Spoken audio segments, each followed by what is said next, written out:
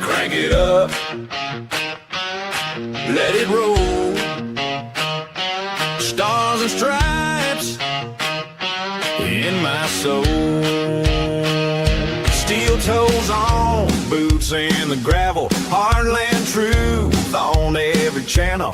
Open Bible, flag on the wall. We say what we believe when we don't talk it off. This is red, white, and raise hell. Cowboy hat, church bell can't scare us into silence. We were born to rebel from the back road to the beltway. We won't fade, we won't fade.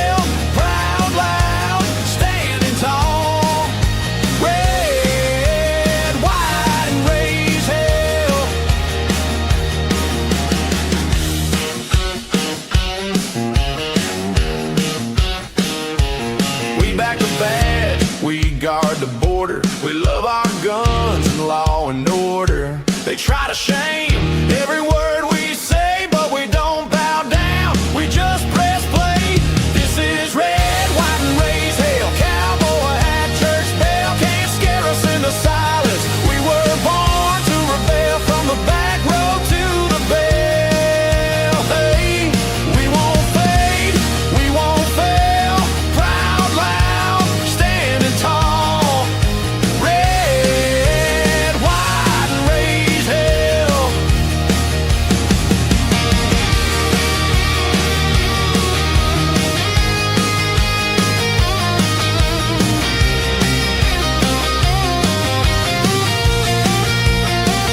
You can cancel the show, but not the crowd. We're still here, still talking loud. Hand of the free on every spell. Hit that mic, host, let the truth ring out. This is red, white, and raised hell. Cowboy hat, church bell can't scare us into silence. We were born to rail from the back road to the bell. Wait, we won't fade, we won't fail. Proud, loud, standing tall. Red, white, and raised hell.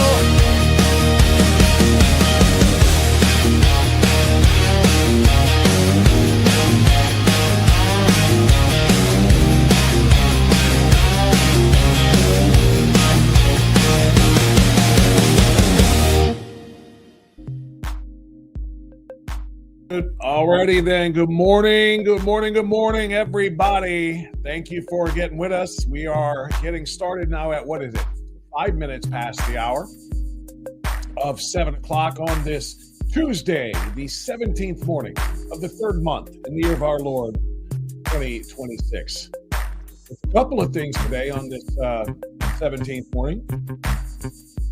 Obviously, it is St. Patrick's Day. And we will all do the Irish thing a little bit today. It's also the anniversary of my father's birth. Right. Happy birthday, Dad. It's been gone. Wow. Well, holy cow. I guess it's an anniversary. I mean, one of the milestone ones. He passed away in 1996. My math there is 06, 16, and 26, 30 years ago. Dad's been gone. Wow, that's crazy, Tom. God bless. Happy heavenly birthday, my pops. All right, let's crank that down just a little bit. I still like my vibe music sometimes, just for a little bit. Taking a look at the flip calendar, I should say. Inspirational quote a day on the 17th of March: unless you try to do something beyond what you have already mastered, you will never grow. I like it. Ralph Waldo Emerson giving us the words of wisdom for today. I'll get words of wisdom from the president here sometime soon. Yeah, this guy right here. Yeah, that'll be a random talking Trump doll. Got to try to position him in the shot here a little bit better. There he is. All right, we'll get some words of wisdom from him.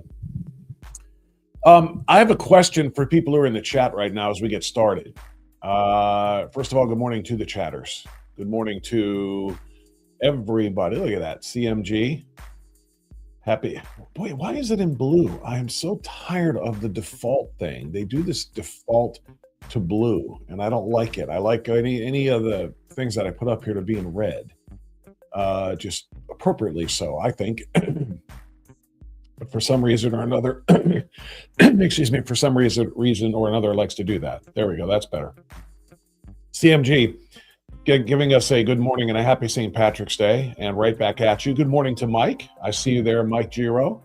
And good morning to Fungelic and Queen Mother.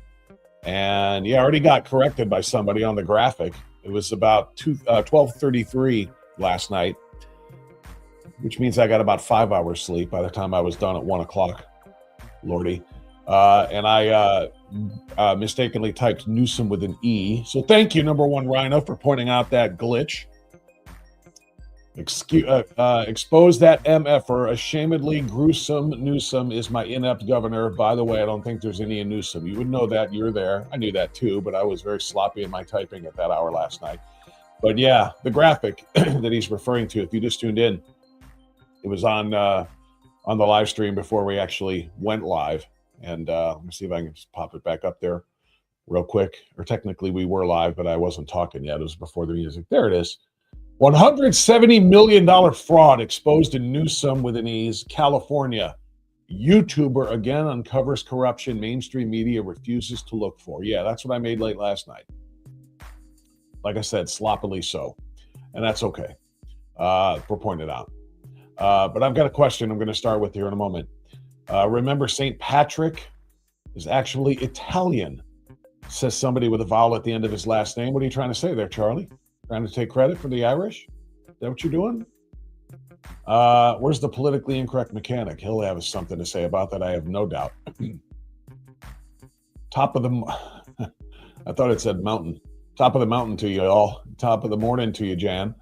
Good morning to West Sider. Good morning to Janie. Good morning to Sarah. What's Sarah Gidget say? I like the new open visuals.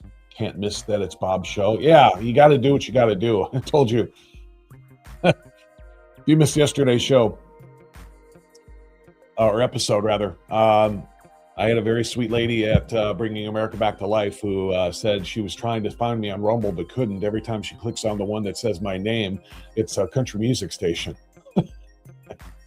No, it's just a singular country music song that I created and wrote and made a video out of, and I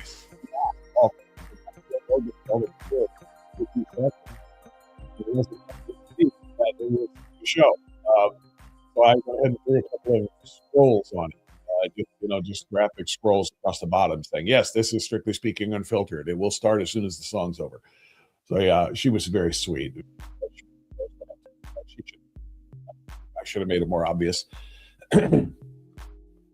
So anyway, see, there it is again. There's the stupid auto post on Facebook. I don't know how to do it, and nobody has really been able to educate me on this yet. Why is it that on my Facebook, whenever I go live or whenever I post things, this auto posts, this comment that I made about Charlie Kirk's murder back in September of 2025, I don't know if it's a week or a few days or a couple of weeks or whatever after Charlie was murdered on September 10th.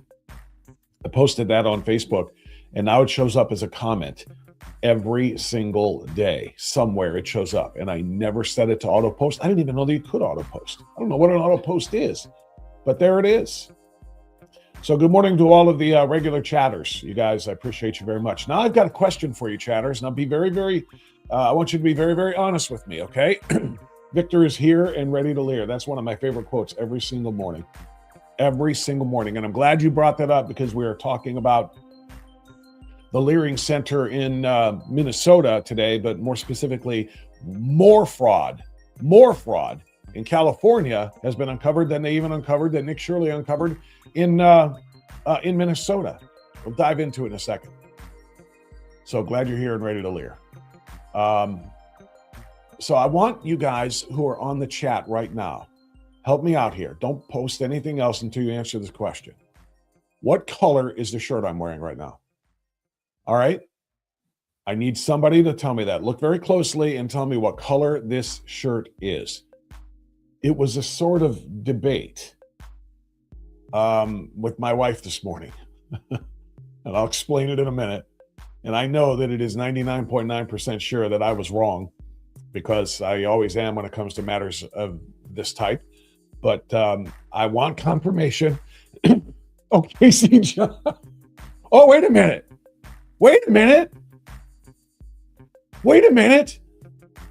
Might I be right? Charlie G says it's teal. CMG says dark teal blue. Emphasis on the word blue. Casey John says blue green. Again, emphasis on the word blue. Holy crap. Sally says blue. Sarah says dark blue / gray. Oh, and now here comes Yo Jimbo to ruin my vibe. Look at all of these, getting all these great answers there. Sally's, I should put these up here for confirmation's sake. Sarah, dark blue / gray. Yo Jimbo's the first one to come in here and to harsh my buzz. He says dark green. All right, if you say. Far West Sider comes in with sort of blue and sort of green. All right, you're just splitting the baby now. DD Bag of Donuts says blue, period. I Am Ross says almost green. What does that mean, almost green? That's not a color. What is it? What is it? If it's almost that, what is it primarily then? Victor, also coming in to ruin my day, says dark green. L. Kelly says dark teal. Big Jake says blue with some green. That Lisa is my girl. Lisa comes in with dark navy, almost black. That's where I was headed. Sally blue. Joanne says bluish green. All right, so I guess maybe there's not going to be. Queen Mother says blue with some green. Sherbink says dark teal blue is right. Lindy just says it's teal with all caps. Bungelic comes in with dark green. Teal says Deb. All right, I'll give you the lowdown now. And Lindy just puts a bunch of shamrocks up there. So I was getting dressed for the morning for the show, and my wife, I had on a black layering shirt with a gray V-neck that I was going to go. And she said, "What are you doing?" I said, "What do you mean?" She said, "It's St. Patrick's Day. You're supposed to wear green." And she said, "If you don't get a green, if you don't wear green, you get pinched." And she pinched me. I was like, "I don't have any green." And I really don't. I had a really nice kind of quarter zip sweater that was green that got torn up when I was breaking up a dogfight a couple of weeks ago. So it got a big hole in it, and it's in the trash now. I said, my green is gone. She said, "You have your other green?" I go, "What other green?" She said, "The green shirt I got you for Christmas." So what are you talking about? I don't have any green shirts. She said, "You know, the one that's like a V-neck, but it's got a collar." So what are you talking about? Look at Barb jumping in saying midnight blue. Wonder what Crayola would call that. Says Yo Jimbo, earthen sage. So I said, "I don't have any green." So she goes into my closet and she comes out with this. And I've worn this shirt a number of times since Christmas. And I think probably a couple of times to do the live stream. And I said, "What are you talking about? That's blue. That's navy blue." And she basically called me an idiot, which is not far off most of the time, and said, "No, that's green." I said, "I've been wearing this every time I've worn it as blue. And I guess it doesn't really matter because it's pretty much always with jeans. So if it's blue or green, it would be okay." But I said, "No, this is blue." And she insisted. And so I had to kind of sheepishly tuck my tail between my legs and hold my head down. And I went ahead and put it on. Because the reality is that I'm very, very largely colorblind. So I lose these fights 99% of the time. There's only 1 or 2 times that I've actually, had this fight about something and been right about it. But she reminds me all the time that, and my daughter knows this too. Everybody in my family knows this too. I will put on things that I think are one color and they're something totally different.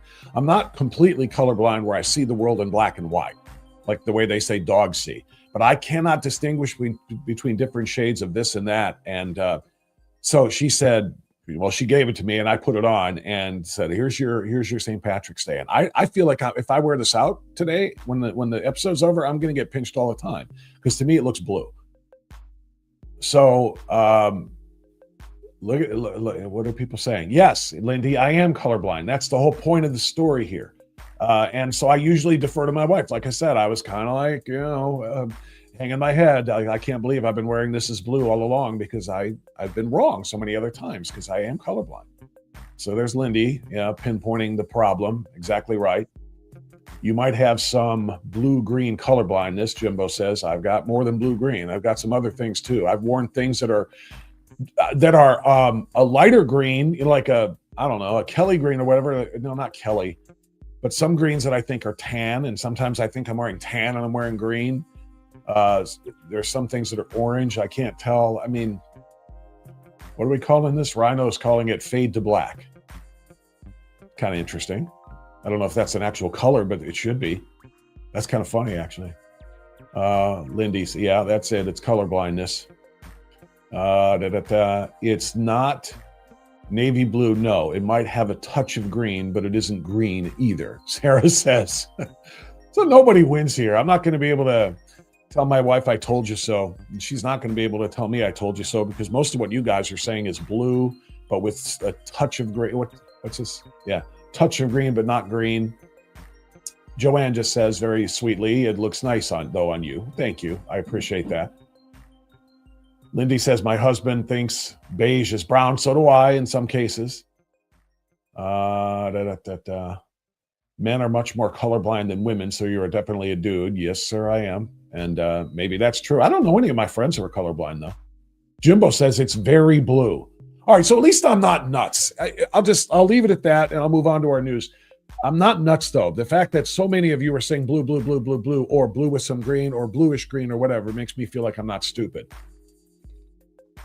So I'll take that and call it a W, but I can't flex it on my wife and say, haha, I told you so either. Some of you guys are seeing green. Do you remember that? Viral meme from years ago on social media? The dress. Some people saw a dress as, what was it? It wasn't blue and green. It was like blue and gold or something. Some weird, trippy, I don't know, illusion about the color of some woman's dress. It was really weird. It went viral all over the internet, and there was big debates on it. They were talking about it on late night shows, for crying out loud. I think they even talked about it on Fox and Friends in the Morning at one point. Because half the population saw one, half the population saw the other. I can't remember I bet I can look it up. I looked this up on the spot here. It's going to be very impressive before I get into the news here. Hold on, I'm gonna have to rely on Chat GPT to get this done here. That's right. We're going to use AI. Don't use it for evil applications. Use it for harmless things like this, or like misspelling Newsome. What was that viral image of a dress that people argued on what a clumsily worded sentence here. Very, very sloppy. Just a search parameter. You're thinking of the dress. One of the biggest viral internet debates ever. There it is. That's the one. Hold on. Let me share this screen. All right, hold on. I'm going to throw this up and see if you all remember this. Circus time here. Here we go. All right. Do you guys remember this? I'm sure you do. The great dress debate. Now let me pull it up here. In 2015, a photo of a dress blew up. 2015, that's been 11 years? No freaking way. No way. I was right about the gold, though. I said it was a blue or gold. Here's what the people were fiercely split on what color it was. Blue and black or white and gold. And it was so weird that half the people saw something different. So here's the image kind of blown up a little bit. I'm sure you're all seeing the same thing I'm seeing here. Okay, so there's that. And we'll scroll over a little bit. All right, so there it's like, I don't know, is it the lighting or whatever it is, but that's what some people saw. Some people saw the blue and black on the right, some saw the gold and white on the left. It was freaking the entire internet out for so long. And what else does it say here? The actual dress was blue and black. Why people saw different colors? It was your brain interpreting lighting differently. The image had weird lighting and overexposure. Your brain tries to correct for lighting conditions depending on how you interpreted the light. If you assumed shadow/blue light, it was white and gold. If you assumed bright and yellow light, it was blue and black. Why it went viral? Even people sitting next to each other saw two totally different colors. It became a legit neuroscience case study on perception. That's pretty funny, actually. That's pretty funny. So my shirt just became the new gold or blue dress. How about that? All right. That was just all kind of interesting. So thank you everybody for making me feel a little bit better about myself. I wasn't completely stupid about what I thought was a blue shirt, but it's also not completely green enough to be St. Patty's Day either. So we're going to call this one. I'm going to call it a W because I didn't lose, but in reality, it's more of a draw, I guess is what we'll say about it. My wife will be not happy to hear that. But hey, you guys are completely nonpartisan. Casey John said it's Democrat blue. Shut up, John.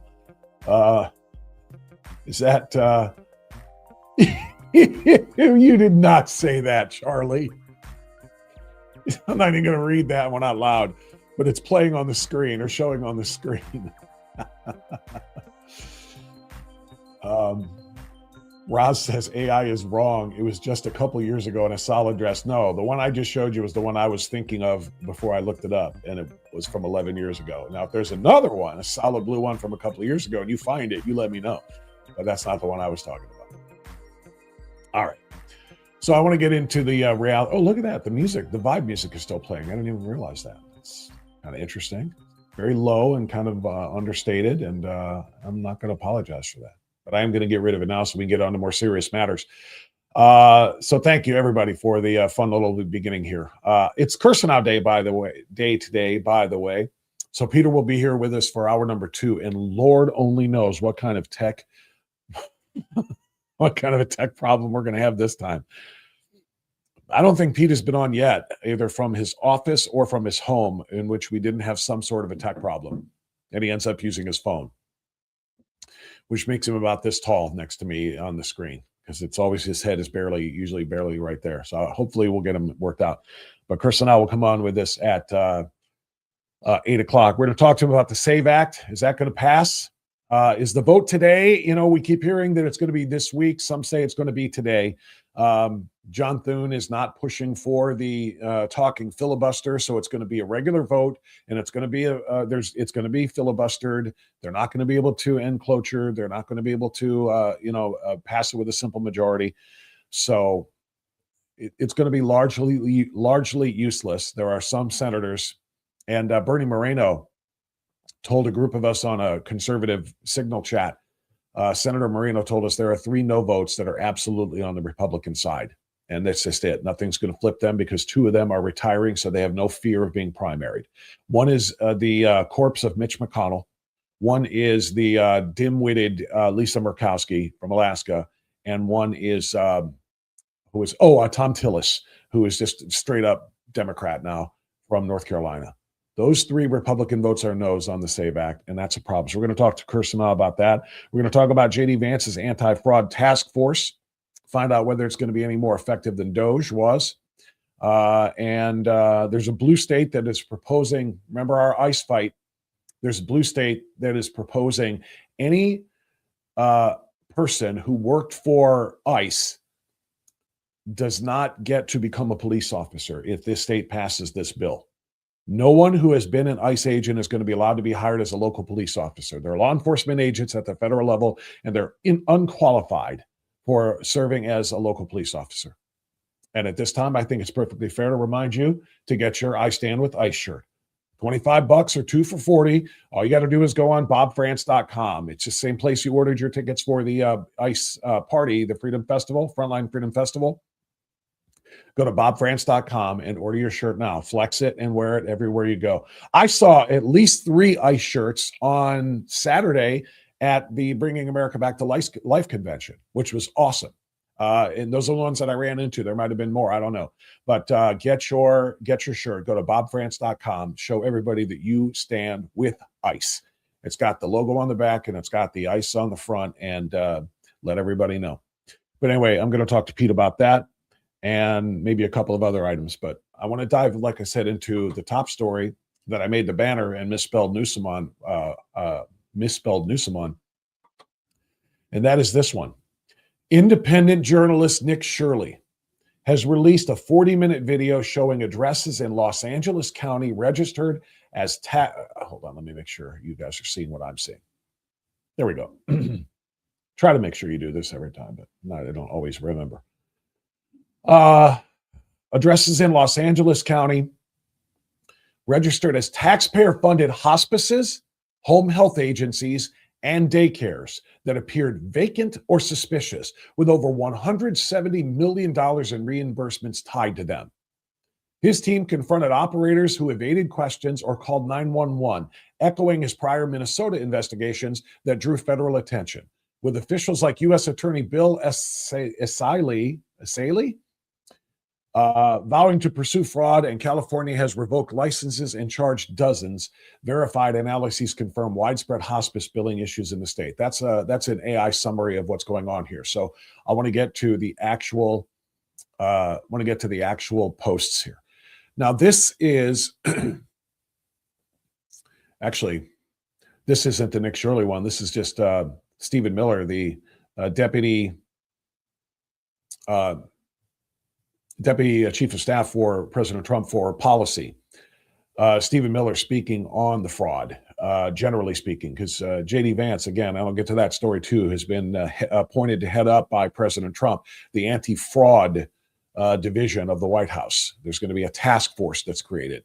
So Stephen Miller is talking about that. So let's hear what he has to say, because the left hates the sound of his voice so much. There's almost an MDS, right? There's almost a Miller derangement syndrome to rival Trump derangement syndrome. They hate Stephen Miller so much. And I tell you what, he and Tom Homan are my two most favorite people that I have in the Trump cabinet. Without question. Homan and Miller are my top two guys. And I like a lot of others too, don't get me wrong, but they're my top two guys. Here's what Miller said about the fraud. Under President Trump's leadership, and then of course with JD and the head of the FTC, Andrew Ferguson, we're going to see the first ever effort in American history to reclaim the ultimately trillions of dollars that were stolen from taxpayers. I believe, and I know President Trump believes, that when this theft is exposed, we will see that if all of it were stopped, it would be enough to balance the budget. The extraction of wealth from American taxpayers to people who don't belong here is the primary cause of the national debt, and this is the first ever effort to shut that down. Thank you, Mr. President. First ever.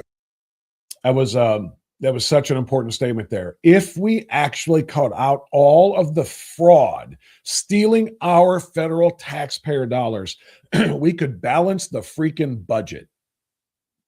And yet nobody is looking for it. Or nobody has been looking for it outside of DOGE, which only worked for, several months. And I guess DOGE, they say DOGE is still operational within various agencies, still looking at and monitoring and auditing and looking for fraud and so forth. But the larger DOGE operation that was run by Elon Musk with President Trump's full and total support, only lasted a few months, and it pinpointed billions and billions and billions of dollars in fraud. And some of that was wiped out in the one big beautiful bill. So I don't want to claim DOGE to be a failure at all, but it needed to keep going. And now that it's not, President Trump is kind of filling that void with what you see on your screen right now. The anti-fraud task force that is headed up by Vice President Vance. So that's cool. That's a good thing that this is happening. But what's remarkable to me is that there is no press, no media that has been interested at all. Hang on a second. I got to make sure I get the right clip posted for you here. There has been no interest whatsoever in the fraud that is being uncovered by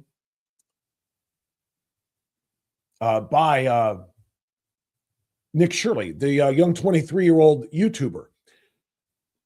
What I'm about to show you is crazy town. It is absolutely crazy. I'm going to give you just kind of, short clips of what Nick Shirley has uncovered now in California. We showed you a lot of this, and it went viral. The whole world saw a lot of this from Minnesota before. And I'm just sitting here almost seething right now at my contempt and my disgust and my disdain for the mainstream media. Because what this kid did in Minnesota should have shamed them and embarrassed them into immediately jumping up and getting on top of these cases that are massively newsworthy and massively a part of the responsibility of a curious media. The media, as you know, is considered the fourth estate. The media is a plays an enormous role in uncovering corruption, in uncovering fraud, in uncovering, embarrassing scandals. The media used to be all over this stuff. That's what its job was. Hold government accountable to the people. Be the liaison between government officials doing potentially corrupt or inept things and the people who, vote for that government, so that we know what we need to do with respect to getting rid of certain members and elements of that government. That's the media's role. And the media doesn't give rat's red A about uncovering corruption anymore. Because if it's the Democrats that are responsible for the corruption, it will be counter to their agenda. And that's why they're just like sitting on their hands. When Nick Shirley exposed Tim Walz and Jacob Fry and the $19 billion in fraud that the Somalis have been engaged in just Minnesota, and then also in Columbus, Ohio, when Nick Shirley did that, it should have just scared and embarrassed and humiliated the media into going, holy crap, this young kid just uncovered on his own with himself and his right-hand guy there who was going around and helping him locate the places, just uncovered on his own little personal, body-worn camera and his little fuzzy mic, just uncovered more corruption in government involving taxpayer dollars than we have in 50 years. I mean, and so what we need to do is let's get into the other states and see if there's something we have been missing. We can't let this kid upstage us again. And here we are. What has it been? A month and a half since the Minnesota reveal? And now this 23-year-old kid drove himself or flew himself from Minnesota to California to start doing the same thing using available public records to then start following public addresses and then seeing what's going on at those places. It's so gosh damn simple and easy that it should be humiliating for them that they haven't done this. Public records, getting publicly available information about taxpayer-funded healthcare centers, hospice centers, childcare centers, and then just driving out to them and saying what they look like. Oh, look at that. There are people in there being helped, at the healthcare center. There are people in there being cared for, children. Oh, there's people in there that are in hospice care. No problem here. This is what the money is for. But if the places aren't those things, if they're empty, or if they are just being operated by a bunch of angry Somalis saying, get out of here with, I don't know what language that is or what accent that is, but get out of here with your cameras, then we got some problems here. Nick Shirley just upstaged the media again. And it's not even an upstage as in they were both competing to see who could get there first. Nick Shirley wanted to find out and expose us. The media, do you think one person at ABC News, NBC News, CBS News, the Los Angeles Times, I'm picking the LA Times because we're talking about California here, the San Francisco Chronicle, left-wing rags all, the San Jose Mercury News, left-wing rags all. Do you think anybody at any of those media outlets wanted to go into California and find fraud and humiliate the guy that they want to be the next president, Gavin Newsome, who has run that state into the freaking toilet and left stains on the way down? That's what he's done with California. You think they want to expose? So the media is being embarrassed and humiliated probably more than Newsome and the other leftists who are allowing all of this to happen. So this is just extraordinary. And that's the reason when I found this out last night, prepping for today, I stayed up pretty late, pulling all of these videos. And I want to share them with you. So this is, again, Nick Shirley's got a 40-minute video, which I cannot and will not air because that's not my place to do. It's his property. But he did make it into some short clips and posted them on X. And I want you to kind of see what we're talking about here. What do you do for work here? Huh? What do you do for work here? Why? Oh, we're just looking around, we're seeing all these hospices, so we're just curious. Well, I don't know, man. Word got out that I was inside of the plaza and all the fraudsters started hopping in their cars, leaving the scene. Excuse me. Let's see if they can just answer our questions really quick. Hello, can we ask you a quick question? Driving out in a brand new M8. They can't get out that easy. How can I get an M8 as well? Should I open up a hospice?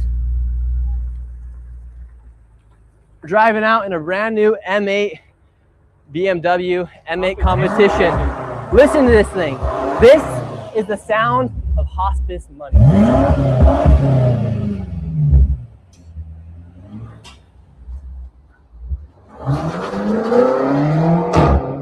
And this is the guy who said he's fat because of Dr. Oz. His business is not open today. Seems like this mafia right here is naming all of their companies after the word angel. We have Angels of Valley Hospice. We have Angels of Haven, Angels of Peace, Light of Angels. Yet the BMWs, one right here, one right there, two brand new Mercedes over there. It just is unbelievable the amount of money that these people are making, and they're not even trying to hide it. Buying these luxury cars, each and every single person's wearing some sort of designer clothing as well. And this building looks like it used to be some sort of old motel that has turned into some cash grab, money grab for hospices here. What do you do for work? Phony hospice centers, to provide care for people at the end of their lives. And as you just heard Nick Shirley explain, the parking lot is filled with luxury cars. And there are no persons being cared for by hospice workers. And individuals came just as soon as they realized he was there to bust them, boom, gone. Here's a longer version of that video. And again, he released a 40-minute full video, did Nick Shirley. But it's not just hospice, but it's also healthcare, and it's also more childcare, more leering centers, if you will. So let's watch this, and we'll react as we go. So what do you think about all this hospice fraud? Sir, you're in the Cybertruck, driving away, taking money from old people. Yet he's just driving away in his Cybertruck, won't even answer any questions. Let's see, we have another rich person as well that's getting rich off this hospice.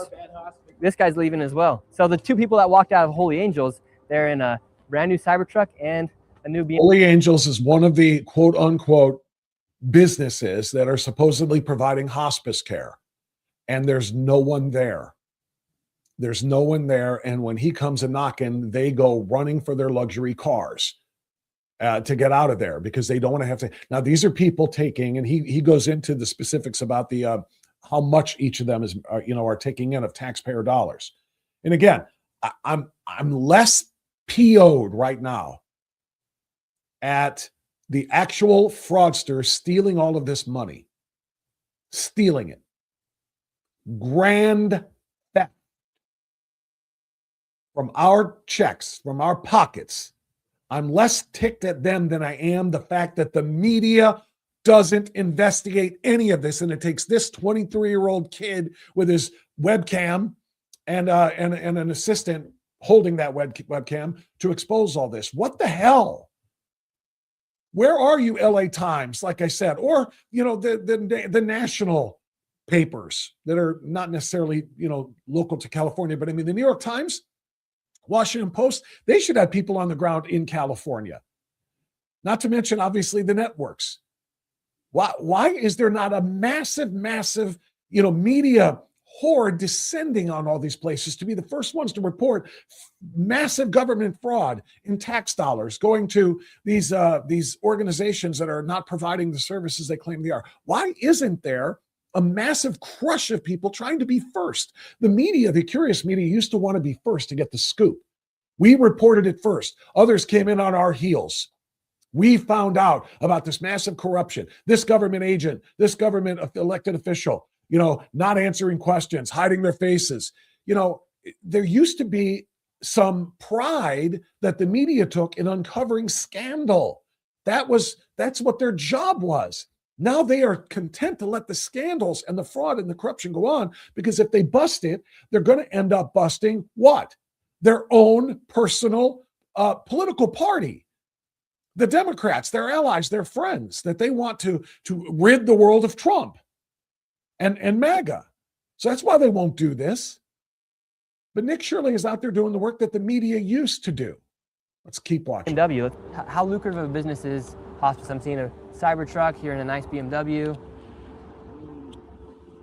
It's good. Yeah, because it looks like, for instance, Guardian of Angels, that used to be here, $4.8 million they built the state of California. And how many clients do you guys have?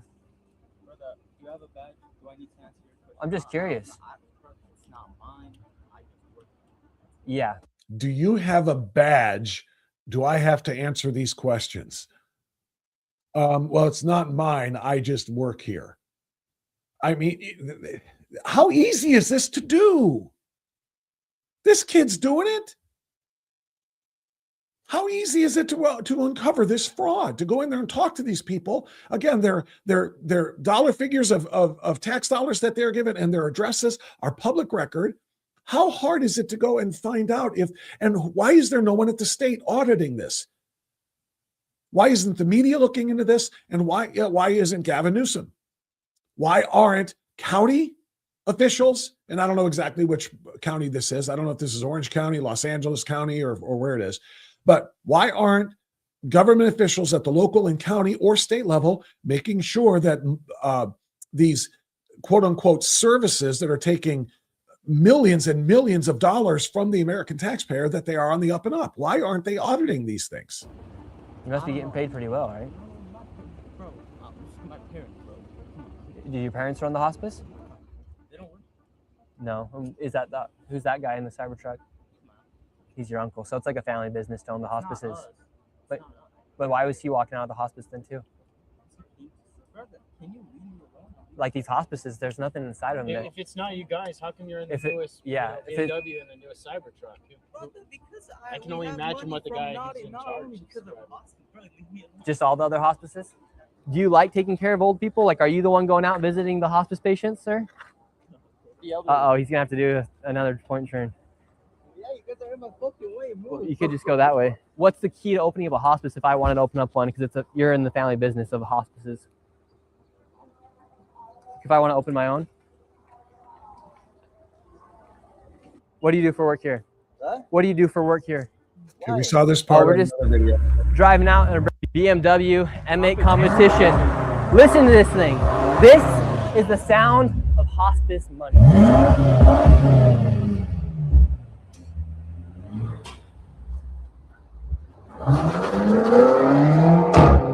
And this is the guy who said he's fat because of Dr. Oz. His business is not open today. Seems like this mafia right here is naming all of their companies after the word angel. We have Angels of Valley Hospice. We have Angels of Haven, Angels of Peace, Light of Angels. Yet the BMWs, one right here, one right there, two brand new Mercedes over there. It just is unbelievable the amount of money that these people are making, and they're not even trying to hide it. Stealing, Nick, stealing. They're stealing money and not trying to hide it. And you're a freaking national hero, bro. You're a national hero. You're exposing this theft, this fraud, this corruption, this evil, exposing it when the media, there should be a freaking fight to get to the front of the line from Dateline, NBC, and I don't even know. I don't watch any of the networks anymore, but whatever, the NBC Nightly News, ABC, what's their nighttime show called? Their national news show. They should be just fighting to get there, to get these interviews first and to corner these people and to expose this. And they are hiding. And only you are out there doing this. Buying these luxury cars, each and every single person's wearing some sort of designer clothing as well. And this building looks like it used to be some sort of old motel that has turned into some cash grab, money grab. Exactly. Look at this. Look at that place. Look at it. It's a pit. It's a freaking pit. There's no hospice care going on there. And there's no home hospice care going on either, where they're going out and visiting and helping and assisting people, in their last days at their homes either. It's an armpit. Look at that place. But all of that money is in there because all they needed was an address. All they need. Hi, my name is X, I provide hospice care for people. Government, send me a check. Well, where is your hospice care? 123 yellow hotel place. Done. Here's your money. Do I have to show you the people I'm caring for? Nope. Here's your money. That's what's happening. That's why we have an anti-fraud task force being started now. Here's more. Bad for hospices here. Would you like to give any last statement about what's going on here? Nothing? Because it seems like it was pretty good family business. Another guy just pulled out in the M8 competition. Good for them, bro. Why are you guys pocket watching? Man? Leave the fucking people alone. Because this is taxpayers' dollars that are paying for all this stuff. Okay. The fuck is it? That ass just working, bro. With taxpayers' dollars receiving money from Medicare, Medicaid, Medi-Cal, you name it. And it just seems like a lot of people are getting rich off of I'm busy, bro. I have work. the death of old people. What do you do for work here? I'm curious now, and I didn't see this when I was previewing this last night, but I see it now, and I want to hit it. I see the sign on the door. HollyHospiceCare.com. HollyHospiceCare.com. Just out of curiosity, HollyHospiceCare.com. I'm really interested to see what the website looks like. Did they at least put some time into making this look professional? You know? Holy crap, you want to see what it is? Nothing. No result. Look, I did not do this before. I have no idea what I was going to get. So the sign on the door, Holly Hospice Care. Did I spell it right? Hold on. Let me go back. Let me go back and share that again. All right. Holly Angels of LA, Hospice Care Inc. Hours of operation on military time. That's odd. 0900 to 1700, not 9 to 5. That's weird, but okay. There's a phone number. And then there's a website, hollyhospicecare.com. So I went to hollyhospicecare.com, which is right here. Holly, did I spell it right? Care.com. Yeah, I spelled it right. There's no website. There's nothing there. It's just a name. That can't be. But of course it can be. And you know what else is on that? Let's do this again. I'm just doing this in real time, guys, because I'm blown away. I'm going to call the phone number. Just whatever happens here. I just kind of realized this was on there. I did not really pay attention. I was more paying attention to what Nick was saying and what the coward behind the door was saying than reading the sign. But now that I see the sign and the website and the phone number, so let's see, 818-275-8373. Let's see what we get. Now, it's 3 hours earlier there, so it's 4:51 in the morning Pacific time, so maybe this isn't going to be productive, but let's see what their message says.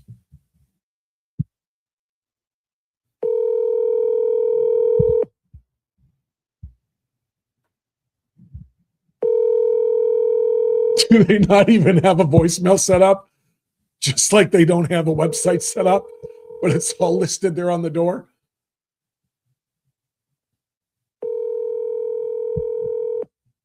Know what else I noticed on this?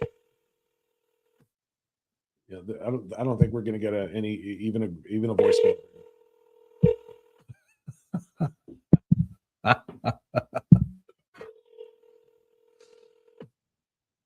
Not even you have reached Holly Angels of Los Angeles Hospice Care.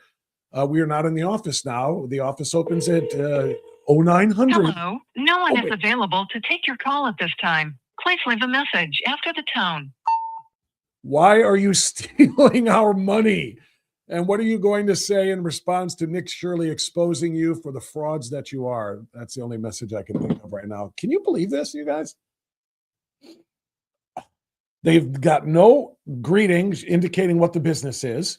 How do you run a business without having a voicemail? So when people call outside of office hours or business hours, they can leave a message and reach you. How do you have a website on your door but not have a website?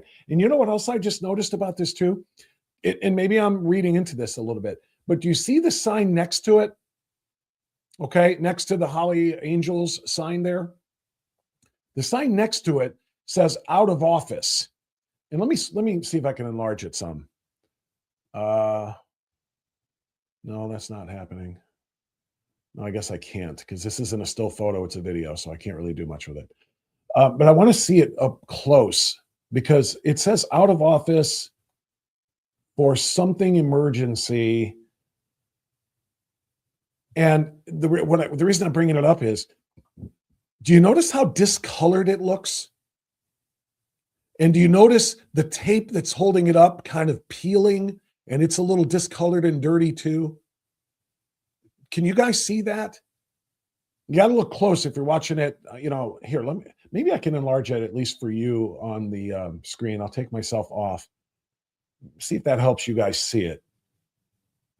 But the smaller sign there, and I can't make it any bigger than that, I'm afraid. But the smaller sign there looks like it is there permanently, is my point. Do you see what I'm saying? The big sign is like made of, whatever, and that's permanent. That's there and it looks normal. The taped up sign, it looks like it's been taped up there forever. When tape starts to peel at the corners because something has been up for so long, that's what I'm seeing here. It looks dirty. It looks like it's permanent. It looks like it's been there permanently. I'm sorry, I just got a text from Pete. The mystery of Peter Kirsanow is going to continue here. He's not in the right place. Pete, all right. Pete, you are on the wrong link. Period. It's the same one as last week. Period. I'm sorry. It's always a mystery when I get Peter Kirsanow coming on the program because his tech issues have become legendary. I'm going to send him a quick note here with the correct link because he may have misplaced it or something. I love Pete. And I got to talk to Pete about this. I wasn't planning on talking to him about the fraud. I had different topics planned. There you go, Peter. I just texted it to you, buddy. What was I saying? Oh, I had planned to talk to Peter about the SAVE Act and some of the other things, but I'm going to have to get his thoughts on this as well. But chatters, let me bring you up here and let me kind of exit out of this for a moment. So to my chatters, do you see what I'm talking about there on the sign that's taped up? That it looks like it's old. And it's up there permanently. We are permanently closed because of an emergency, if that makes sense. Charlie said, I found several Holly Hospice of LA sites online in various cities in California, but the one that's on that door, there isn't any, that's for sure. Lois Irene says, well, they do have a working phone. Well, they do they or don't they? I mean, it rang 100 times before it wasn't even a greeting. Hi, you have reached Holly Angels Hospice Care. Nothing. It's a burner phone. Wonder if they mean holy, like learning. No, probably not. Like leering. 100. CMG says $100. It's supposed to be holy, not Holly. I don't know. Maybe. Not even the Somalis. It was a good scam while it lasted. They should be driving Bentleys. Those cars have wings like angels. All right, you guys are kind of enjoying this as well. But aren't you equally furious, chatters and commenters? I mean, I'm entertained by it too, just like you, but I am furious over it. To be 100% honest, more than anything else. All right, let me just finish the rest of that video. Drop the comment off there, and let's watch the rest of that video before I bring Pete on.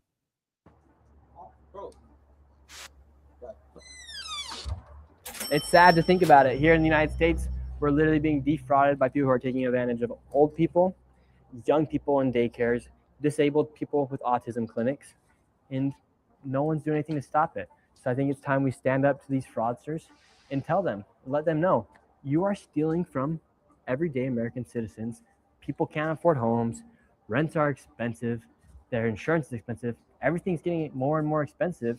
And if we don't crack down on this fraud, national debt's going to continue going up. This is just one of the factors that affects the national debt. And we're going to lose the value of our own dollar. So people, if they want to really fight to keep America great, a great way to do it is by fighting fraud, because this is just unbelievable. You have people who drive around in BMWs, M8 competitions, Mercedes. Meanwhile, everyday American citizens are struggling to be able to afford their own bills. Truth. Every word of it. Every word of it is facts. Look at that. In this video alone, we exposed, whoa, go back. I missed it. Hold on. $172 million in fraud. It must end. And Nick Shirley is exactly right. And once again, I am more livid probably than anything else about the fact that this was done so easily. This expose was done so easily, no media sources with their massive resources. $1 million media companies could be out there and assigning journalists, undercover journalists, to go in there and say, hey, I need hospice care. My father, my grandfather, somebody is in a very bad way. What can you provide?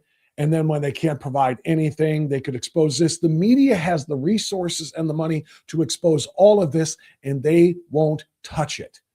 They won't touch it. I want to share this real quick. Because this is what needs to happen here. It's certainly, hold on, I don't want to get into all of that nonsense. Okay. Donald Trump establishes anti-fraud task force led by Vice President J.D. Vance. I played you a very short clip of this earlier. I'll just read a couple of lines of it. The president announced in his State of the Union address last month that Vance would lead efforts to investigate and crack down on entitlement program fraud, specifically noting alleged rampant fraud by the Somali immigrant community in Minnesota. But when it comes to corruption that is plundering America, there's been no more stunning example than Minnesota, he noted. Members of the Somali community have pillaged an estimated $19 billion from American taxpayers. That's before they even got to California. And they didn't get to California. Nick Shirley, a 23-year-old YouTuber, got to California, and in a day found $170 million in fraud, taxpayer fraud. Your money, my money, bye-bye, gone. That's the reality of this. And again, the incurious media, absolutely nothing to say about it. They don't want to bust the people that are their friends. They don't want to bust the people that, it's going to expose and embarrass and shame Gavin Newsome, whose government is allowing this in California. So they want nothing to do with bringing out the truth. That's the reality.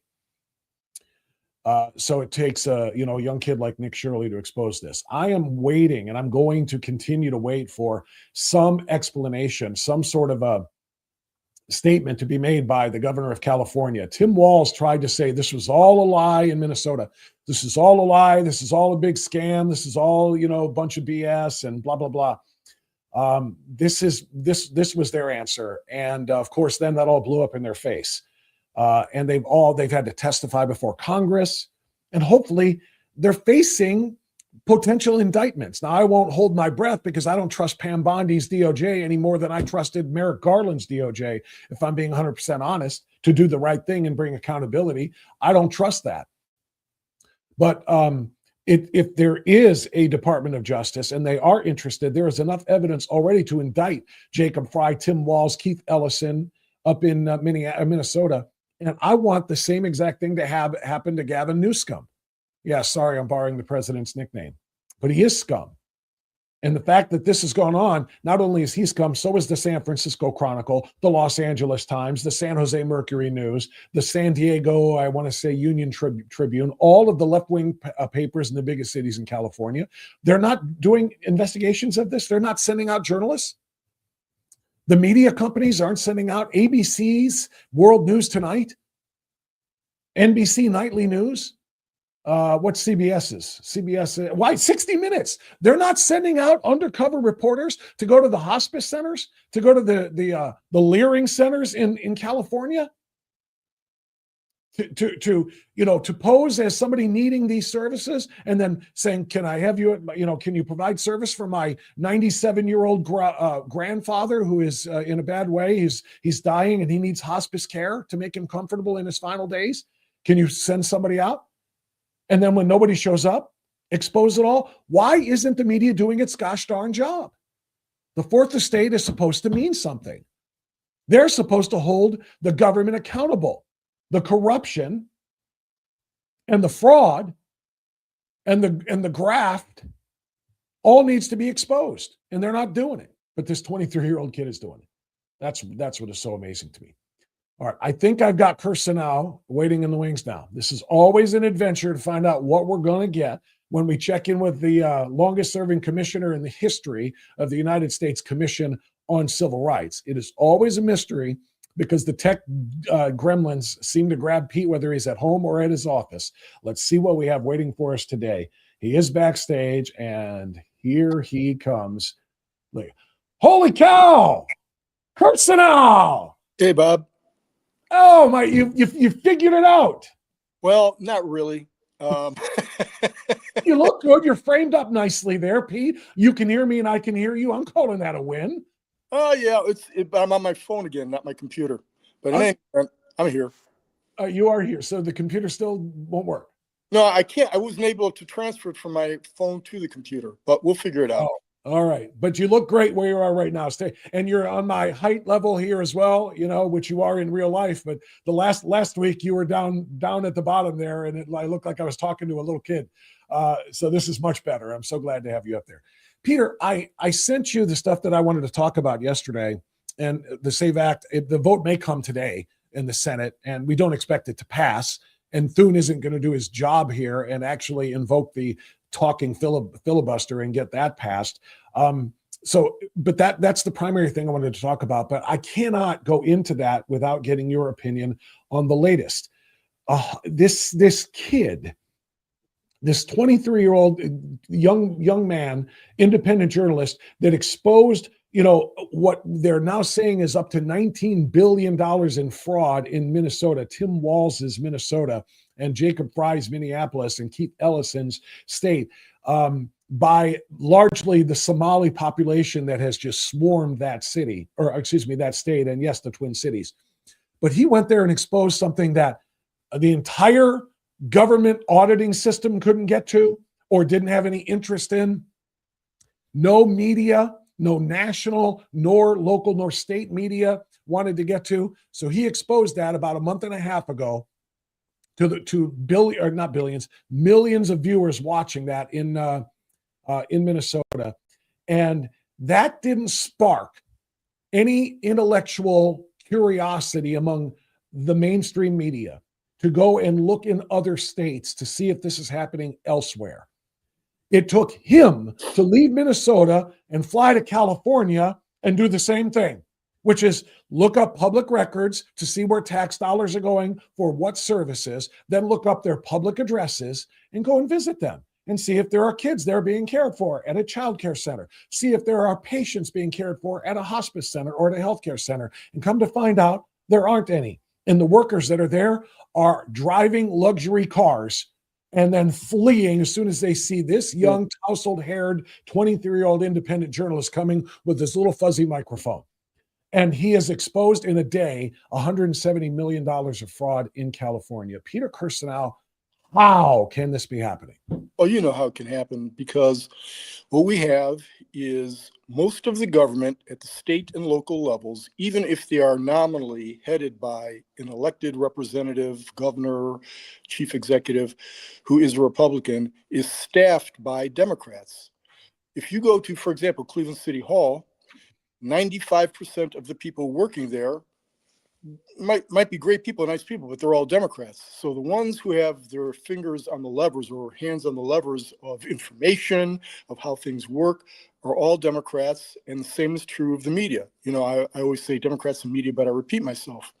So what you have here is no desire whatsoever to report anything that could be embarrassing or criminal to Democrats. on the part of Democrats. So that's pretty simple. What bothers me, and I think I heard you in the intro say that, where's the Justice Department? If I know this and you know this, and most of your listening audience knows this, or viewing audience knows this, why is a Republican-controlled, nominally Republican-controlled Justice Department not investigating this? Once the Waltz and the Jacob Frys and all of those folks were revealed for what they are, a light bulb should go on. First of all, a light bulb should have been off decades ago. But once it has been exposed in that fashion, you think that Justice Department would say, Minnesota is, comparatively speaking, a small state, not area-wise, but population-wise. There are states such as New York and California, other Democrat states, where, my goodness, we see a lot of people on the street doing absolutely nothing, but they seem to be able to survive and exist. How did they do that? And sometimes it's not just survive and exist. As you've just indicated, they may be driving Cadillacs and Mercedes and all kinds of other things. So why haven't we had an investigation? I don't trust the media to do any of this. And no Republican should ever trust the media to take on an investigation that is beneficial to the country as a whole, but is damaging to Democrats. So that's the explanation. And I think all of us know that. And I just want President Trump and others to get on. Not so much President Trump. I mean, he's got a war going on, for example. But his apparatus, the Department of Human Services, the HHS, all of them should be on top of this thing. They should be assigning all, and maybe they do. Maybe they have folks on that after it was revealed, but it takes time to reveal such things. So I think we should be aggressive, because billions of dollars in taxpayer money has been fleeced. We have all kinds of bad things going on, and some of the worst people in the world are fleecing us. And who knows what they're using that money for? We know that some of the money goes back to home countries, and some of it may find its way into the hands of terrorists. This is serious stuff. I don't trust Pam Bondi.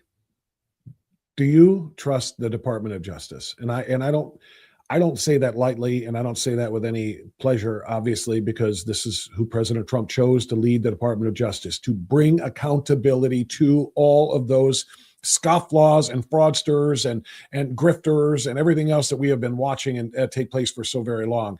The Biden regime the entire thing was one big giant graft, for crying out loud. So he chose Pam Bondi to lead the DOJ and to bring justice and accountability. We are a year plus into it now.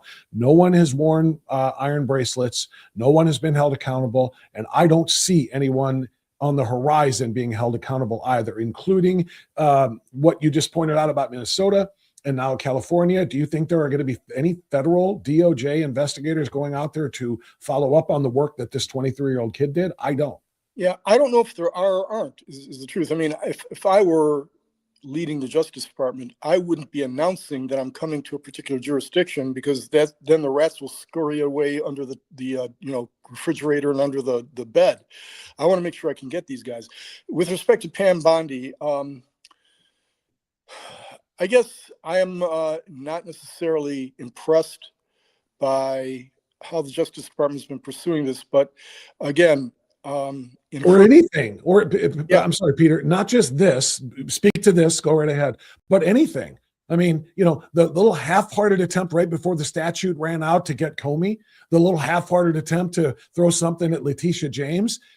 No one from Crossfire Hurricane, no one from Arctic Frost, no one from Jack Smith, no one is being held accountable for anything that we have all heard Congress and Congressman Jim Jordan, among others, expose, from the hearings. All of this stuff it's been referred to the DOJ for possible prosecution, and there's nothing being done. I have zero faith in her or that department right now. Sorry, go ahead. Well, I'm reserving judgment on Bondi, and I don't know why I'm reserving it, but because I know that the Justice Department is, for Republicans, a difficult place to manage. Keep in mind that 95% of the lawyers there are Democrats. And so you could say do A, and A gets forgotten, gets swept under the rug. It turns out not to be A, but B. So there are all kinds of, look, I've been there, not in the Justice Department, but in federal government. And I know how these things work. You could be in charge of a department or an agency, and you give an order or an instruction, and then you wonder a little bit later what happened to it. And next thing you know, just the opposite happened. So it's very frustrating because the permanent bureaucracy is all in the hands of Democrats. And I'm not sure how we change that because, frankly, Republicans don't really want to work in government or don't have the greatest desire to work in government, such as Democrats as the party of government. So that's a partial defense of, I'm not trying to defend her, but it's a little bit of an explanation. Yeah, I guess. But when you just said, I mean, I don't know. I mean, Republicans go to law school too, and you know, a job to work for the Department of Justice. I mean, I don't know. I mean, if 95% of the lawyers in the DOJ right now are Democrats, and we have a Republican president and a Republican appointed attorney general, you would think they would be able to change that, and they would be able to replace some people who are not necessarily marching to the beat of the Justice Department with some people who are willing to make that march. I don't know, Pete. I can't imagine that there are a bunch of Republican attorneys out there saying, yeah, but I don't want to work for the government. I mean, well, that in fact is, you know, there are not a whole lot of them, but, you know, they're the default position of Republican attorneys. They have no desire to work in government. I mean, we're Republicans, right? Republicans are not the party of government. We prefer to be in the private sector where the compensation is better. We've got greater latitude. You know, not to say that we know Republicans work in the government, but it is dominant. There's no ifs, ands, or buts about it. Every aspect, every arm of the federal government is staffed principally by Democrats. And I remember the first meeting I ever had with President Trump at at Bedminster back in 2016, right after the election. I gave him the stats and told him, these folks aren't your friends. I went through the Department of Defense, Department of every single department with the percentage of individuals who were Republicans versus Democrats. And the lowest percentage, as you might expect, was in the Department of Defense. And that's not true. When I said department, they were Democrats. It was broken down by who voted for Hillary Clinton and who voted for him. Department of Defense was the lowest percentage that voted for Clinton, and that was 88%. Give that some thought. And a lot of folks there within the Beltway are hyper-political also. They're not simply performing their functions at the Department of Agriculture or Department of Interior. They are hyper-political, and they're there for a reason. So when you wonder about why is it that Republicans can't get things done, I'm not giving them an excuse. I'm just giving you an explanation as to how it happens, because I've been there. I've seen what happened. I know you have. I'm still there. And when I was at the National Labor Relations Board, for example, I had a tremendous staff. They knew more about labor law than I did. But they had been lifers. They'd been there for 20, 30, 40 years sometimes. And of the 24, I believe it was, lawyers that worked for me, 23 were Democrats. And one was a nominal Republican. So that's the kind of heavy lifting a Pam Bondi has to do. I'm not giving her an excuse. I'm just giving you an explanation. No, and I appreciate that, Pete.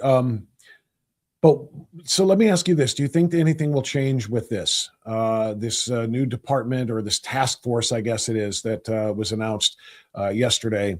And it's something President Trump alluded to in his State of the Union address. There's going to be an anti-fraud task force led by the vice president. I don't know if what you just said has any bearing on this or not, but will they be able to find enough investigators to participate in the task force who are going to actually be dedicated to the job at hand? Or are they going to be Democrats as well that are working in whatever agency or whatever, drawing from whatever pool that Vice President Vance is able to draw from to build this task force? Well, two things. Number one is these are not going to be permanent government employees, which enhances the prospect that you're going to get good people. By good, I mean people who are interested in actually rooting out the fraud and aren't partisan players.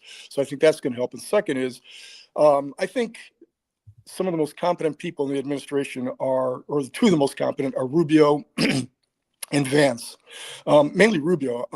But I think Vance is hyper smart. I think he's dedicated to doing something like this. He really wants to, work on matters such as this and discharge the priorities of the president. So I think we have a better chance at getting to the root of some of these problems with somebody like Vance at the helm than we otherwise would. Yes. I hope so. I don't know what kind of a time frame we'd be looking at, though, too, Peter. And I think time kind of matters here because, as Stephen Miller said, and I think I already deleted the clip. I played it in the first hour before you came on. Stephen Miller the deputy chief of staff for policy said that if we actually committed ourselves to wiping out fraud in, the fraudulent use of federal taxpayer dollars, we could literally balance the budget. We would wipe out the federal deficit, not the national debt, but the federal deficit that we're operating under right now. Do you think it's that bad? I don't agree with Stephen on this point. First of all, Stephen is maybe the most effective person in the Trump administration other than Donald Trump himself. He's phenomenal. And that's why he's hated so much. I love him to death. But I think it's partially fraud. I think he's right about that. But I think a lot of it is simply incompetence and waste and abuse. I think that's where most of it is. You wouldn't be. But the average person who doesn't spend a whole lot of time thinking about government, especially the federal government, would nonetheless, even Republicans who are very skeptical of the government, would be stunned at the amount of waste that goes on in the government and sheer incompetence. It's incredible. We could, if we were at a reduced government to private sector, I mean, if DOGE, for example, had resulted in a number of departments being shut down, I'm not necessarily advocating for this because there's all kinds of ancillary problems related to this, but if DOGE had resulted in the shutdown of 90% of the federal government and transfer it to private sector, we'd have a far more efficient government right now. So a lot of this is a function of, it's almost inevitable that you can't avoid certain things if you are using a government to do it, because the checks and balances system and the nature of government versus private sector itself. But it can be improved significantly. And, I think President Trump tabbed the right guys, and Elon Musk or Stephen Miller. Those are the folks who, if you have any chance of changing this dynamic, it's those guys. Yeah, I agree with you 1,000% about what you just said about Stephen Miller. To me, he and Tom Homan are the two best hires Donald Trump made. Yeah, Vice President Vance being a running mate notwithstanding, but as far as appointees, those two guys are without question most effective. 20 years, I don't know Tom Homan, but as I've said before, I think Tom Homan, he's like a poster child. They should just take posters of Tom Homan and string them along the Rio Grande River, and I think that would stop our immigration problem right away. I think that's that's very well said. People are terrified of that guy, and with good reason, because he's effective. Pete, before we start talking about the SAVE Act, which was the primary thing that I brought you on, I need to remind people of our friends and supporters. Sorry about that. I'm getting a phone call from the Holly people, the Holly Angels people that I just called, and there was no answer for. But before I do that, I want to remind people about our friends at Americans for Prosperity and the American Affordability Agenda. Too long, Washington has said no to builders, workers, and American families, and yes to bureaucracy, delay, and special interests. Let's flip that. Say yes to building more housing and no to government mandates that block it. Yes to permitting American energy and no to endless red tape. Yes to putting patients in charge of healthcare and no to letting insurance companies call the shots. Higher costs? No. An affordable America? Yes. I am proud to work with Americans for Prosperity. They are a financial supporter of this podcast and this mission that we are on, and I am proud to support them just as much. Americans for Prosperity have put together the Affordability Agenda for America. It's a 4-pronged plan that you need to read and learn about. Go to americansforprosperity.org, americansforprosperity.org to learn more and find out how you can volunteer. And by the way, if you happen to be one of my newsletter subscribers, I covered this in the newsletter actually this week, the one that came out yesterday. It was like I said, we had it a day late because of the weekend projects that I was on with bringing America back to life. But if you want to learn more about AFP and the work that they are doing, and they need us, it's grassroots really at its core. That's what Americans for Prosperity is. Please take a look at the newsletter. I think it was item number 4 on things to do, but make sure you are supporting and considering working or volunteering for Americans for Prosperity and the Affordability Agenda, as well as following the Buckeye Blueprint, which you can learn and you can read more about at buckeyeblueprint.com, buckeyeblueprint.com. Okay, Peter, we're supposed to have the SAVE Act vote, I guess. Bernie Moreno told a group of us in a Signal chat, a conservative group in a Signal chat, Senator Moreno said that there are 3 absolute no's, which means this thing is dead before it even gets started. But 3 absolute no's in the Senate, one being Tom Tillis, who is just straight up Democrat out of North Carolina. One being Lisa Murkowski in Alaska, and the other being the corpse of Mitch McConnell, which is still riding it out in Kentucky. Chuck Schumer, I think I can share this probably. Chuck Schumer is dedicated to stopping this and said, let me go ahead and pull this one up real quick. Here's what Chuck Schumer says about it. Come on, Chucky. Bill. And if Republicans try to burn time on this legislation here on the floor, we will oppose them for as long as it takes. Donald Trump and Senate Republicans know their numbers are sinking badly. They know the American people are souring on their agenda. They know with each passing day their prospects for November get worse. So what do? They change course? Do they try to work with Democrats to lower grocery costs? Stop the Iran war? Help lower the bill? All right, Pete. He said that Republicans' numbers are tanking. And that's why the Democrats are going to oppose the SAVE Act, because the Republicans, since they can't win on the ideas and the policies, they're going to just try to stop people from voting, and hence the SAVE Act. That's what Schumer was referring to there. But yet, by the last time I looked, every single national poll that's been conducted on the SAVE Act has at least 73% of the people saying we want it, we support it, including Democrats. Yet this clown and his Jim Crow 2.0, band of misfits continue to tell us that no, this is going to stop people from voting, people of color and women who have married women who have a different name on their birth certificate than they have on their driver's license. Pete, this is gaslighting at its worst. Big time, yeah. And it's an incredible insult. And I wish that some Republicans would make a bigger deal of what an insult it is to blacks and women and other minorities who the Democrats claim are too stupid to get a driver's license, birth certificate, or other form of identification that would be suitable to be able to vote under the SAVE Act. And it's something that is necessary to avoid fraud, to make sure that people are properly registered, et cetera, et cetera, et cetera.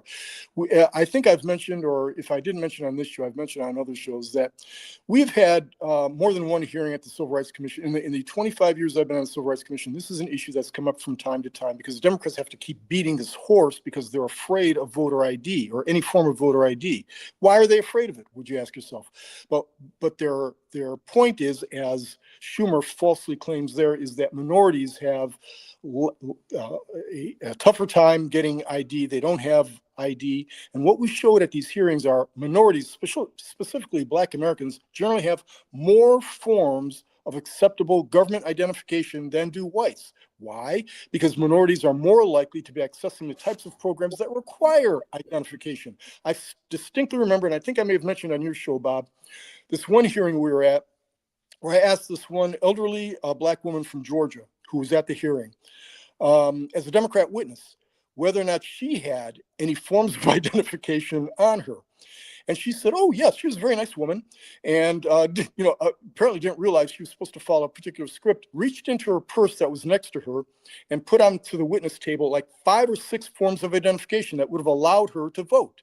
It was astonishing. I've got maybe 1 or 2 forms of identification. So this is a giant fraud.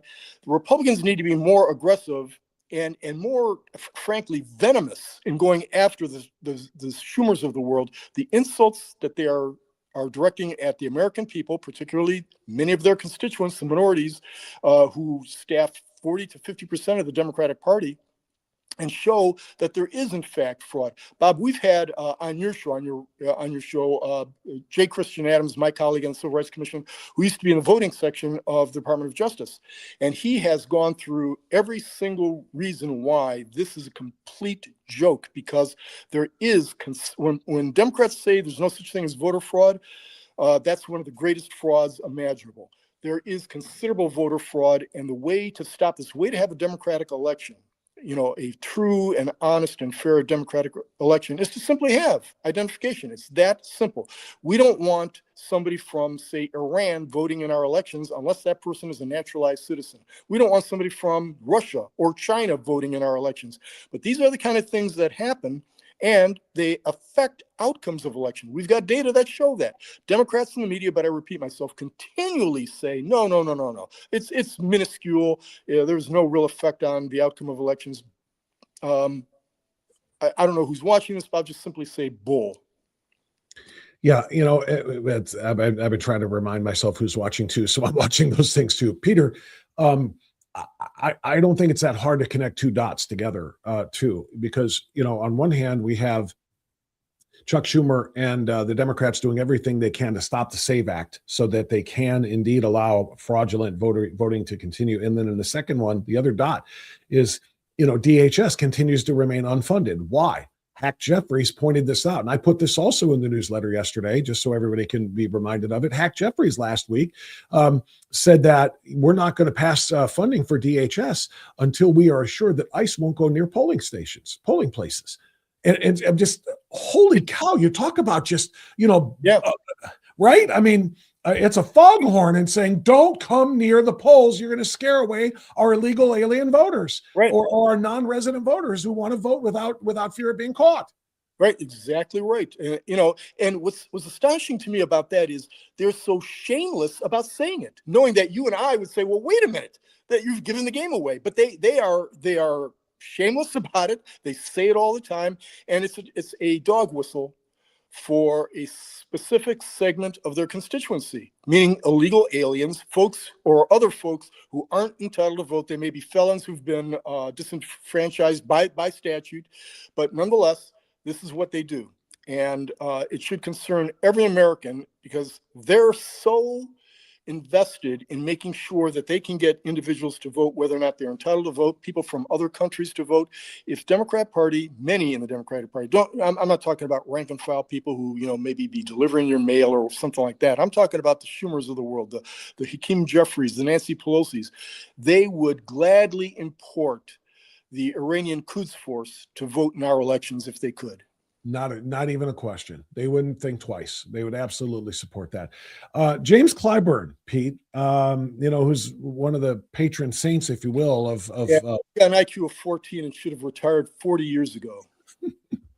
Well, he carries so much power. He carries so much power, as you know.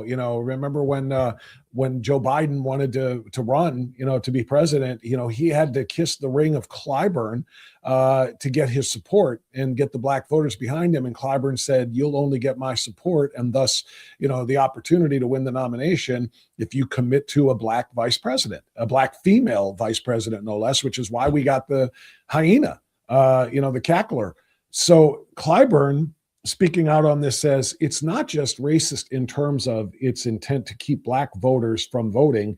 He said the SAVE Act will dramatically reduce the number of black members of Congress. It's an attempt by Trump to whiten up the legislature. That's what Clyburn is saying. Yeah, well, I ascribe more to my dogs who are running around and chasing the deer out here than I do to Clyburn. First of all, he's way past his sell-by date. But even before that, he wasn't the tastiest bottle of milk out there. The guy's just, it's extraordinary what we've got in Congress. And I hate, Bob, it pains me to say these things. I don't want to say things like this, but unfortunately, our media doesn't say it in a fashion that would be more palatable, maybe, not as strident. But they don't do it, so we've got to do it.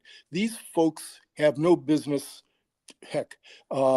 picking up your trash. No disrespect to folks picking up trash, but I'm talking about the fact that these folks don't have any basis for to be politicians, to be in government whatsoever, but yet they predominate much of the Democratic Party and, as a result, our government.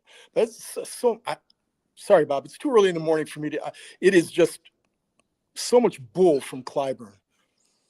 Oh yeah, no, and I get that, but it's just the messaging. It needs to get out there. And here's the other thing: do you think most people know that most people agree with them? What I mean by that is this: this is a report by Newsbusters, the Media Research Center in Newsbusters, and they do amazing work there. And I'm gonna bring that up here real quick if I can. Here we go. So this is a report from yesterday from MRC. Sorry, I'm just trying to share everything so that everybody else can see what you and I are talking about here. Come on. Yeah, it doesn't seem to want to load for one reason or another. So I'll just read it to you. Elitist media ignore Trump's top priority, the popular Save America Act. On Monday, President Trump made it very clear that passing his very popular voter ID bill, the Safeguard American Voter Eligibility Act, is his number one priority. This comes on the heels of his Truth Social statement on Sunday that he will not sign any other bills until this one is passed.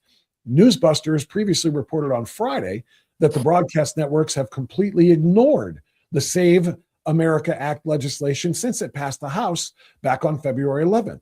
There's also been a similar lack of interest in the big four news apps. Since Friday, since the president doubled down on his pressure to get the bill passed, did this prompt the networks to cover it? Answer, no. Analysts reviewed the ABC, CBS, and NBC evening and morning news shows from February 11th to the morning of March 10th. And found the broadcast networks have devoted how many seconds, would you say, Pete, to the bill that enjoys over 70% approval in polling nationally? How many seconds do you think they spent covering this in that month? If it's not zero, I'd say 40 seconds max. No, you were right the first time. Zero. So the reason I'm asking this is obvious.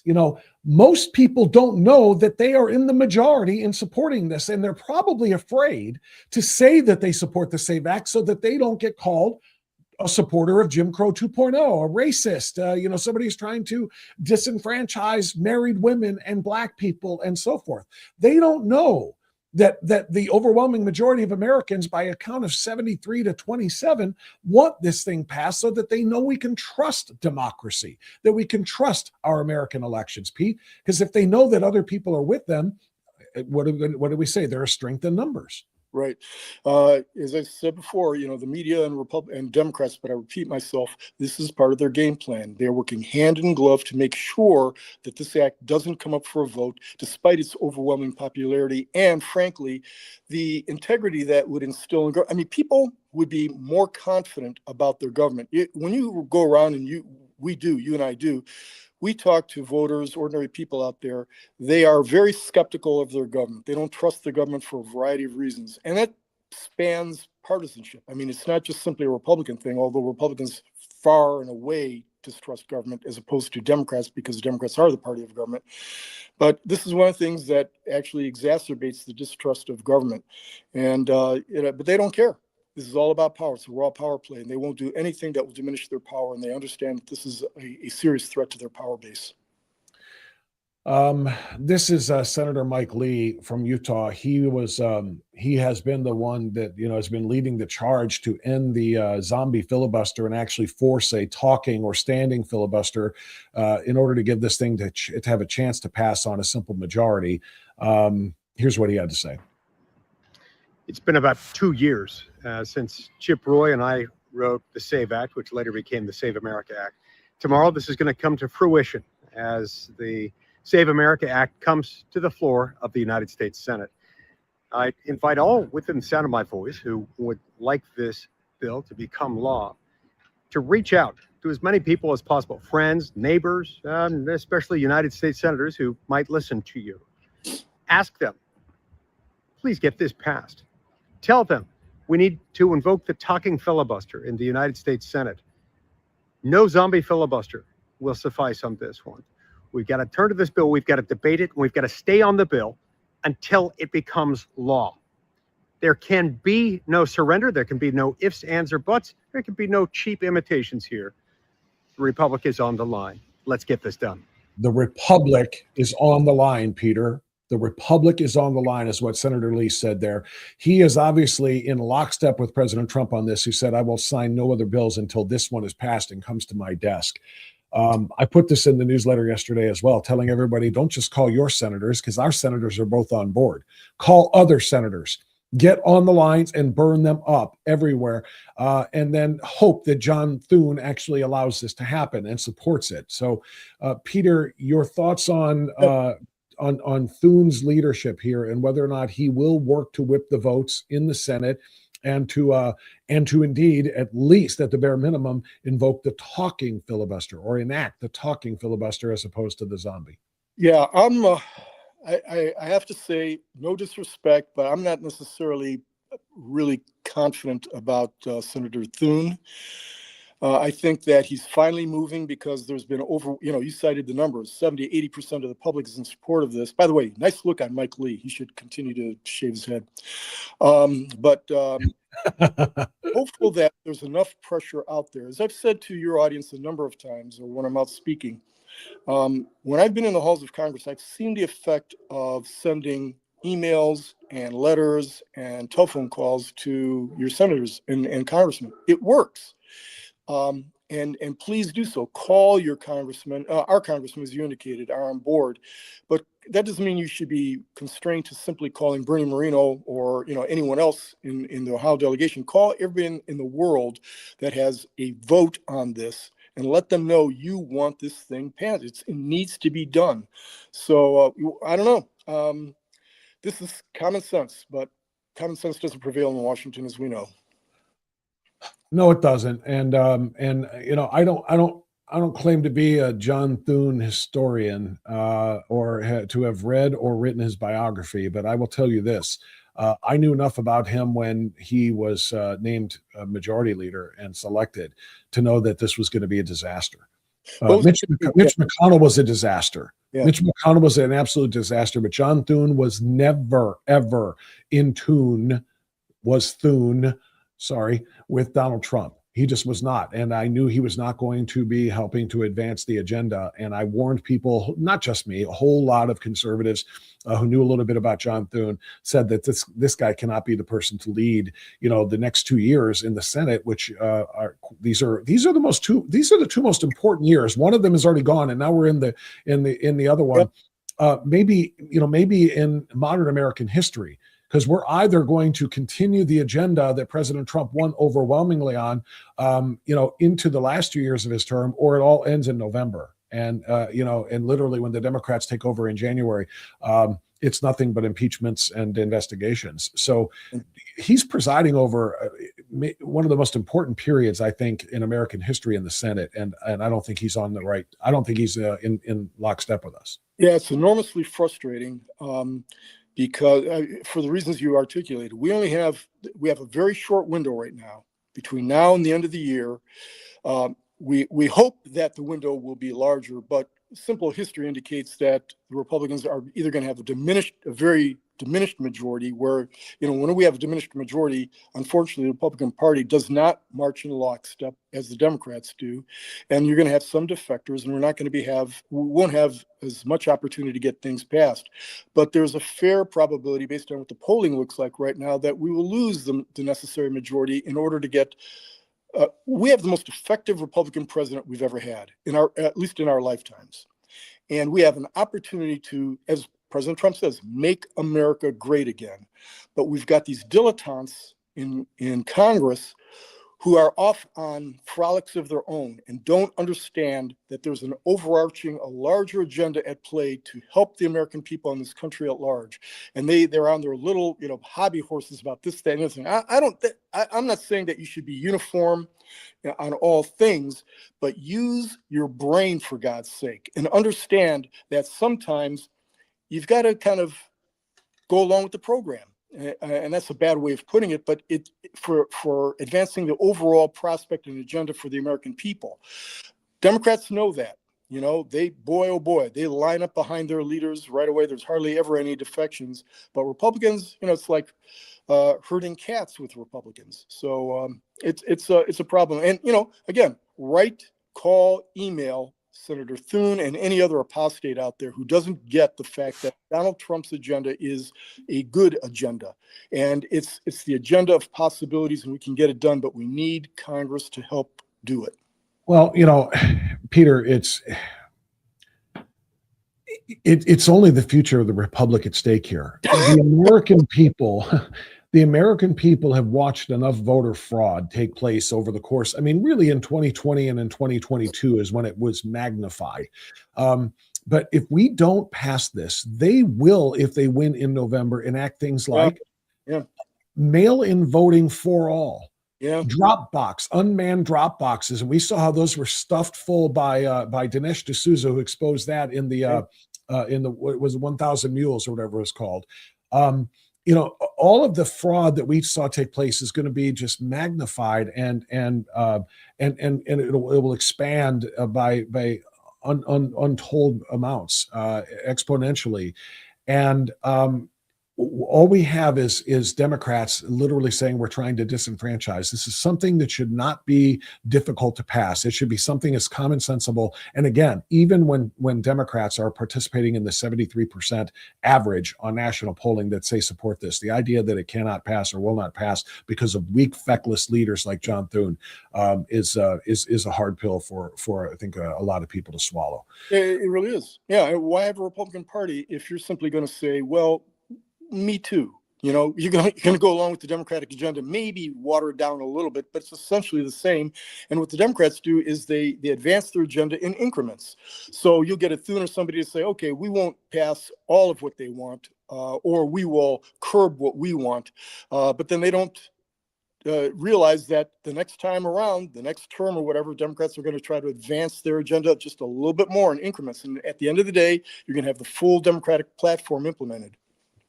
Peter, I want to pivot back to something I was talking about before about the Democrats and, connecting one dot to the other. The other part of this is they're trying to make sure that ICE is not, first of all, they're trying to abolish ICE. The bottom line is with their defunding of DHS, they're trying to abolish ICE altogether. But they're also making sure that they don't go anywhere in their polling centers so that, they're unregistered, or their non-citizens can register and go and vote for Democrats to continue the free ride that they've all been given.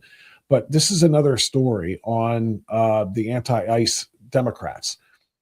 Blue state proposal, everybody can see this, I hope. Blue state proposal targets Trump-era ICE hires, banning them from joining local police forces. And the state is Rhode Island. And in Rhode Island, let's see. Immigration enforcement agents, including those within ICE, have come under fire in recent months from Democrat lawmakers and governors opposed to the tactics involved in Trump's mass deportation agenda, which means opposed to immigration being enforced. Immigration laws being enforced is what that comes down to. And there's your ICE out. So what Rhode Island is proposing here in the bill, quote, a law enforcement agency shall not employ any individual who was hired as a sworn officer of the United States Immigration and Customs Enforcement Agency on or after January 20th, 2025. The bill's top sponsor in the House, Democrat State Rep Karen Alzada of Pawtucket, said during a hearing that the policy would help bolster public police relationships in Rhode Island. Because, in other words, they're saying that the public cannot trust police officers who have ever worn the ICE badge or the ICE patch on their arm.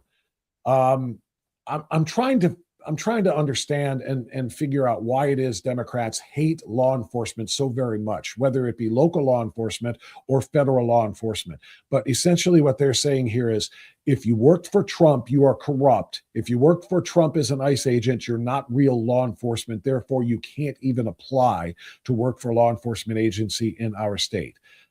Again, it's only little Rhode Island, but as you know, all it takes is one little spark to fan much, a wider and hotter flame in other blue states. What do you think about this, Pete? Yeah, I agree with you entirely. It's going to spread to other states, and Rhode Island, it'll get passed in Rhode Island. There's no doubt about it. And then it's going to start to metastasize. It'll go to some other blue states, Massachusetts, who knows where else. I don't know if they currently have anything similar to that in California pending, but you can expect that something like that. Once one of these guys gets an idea, the others will follow along like lemmings.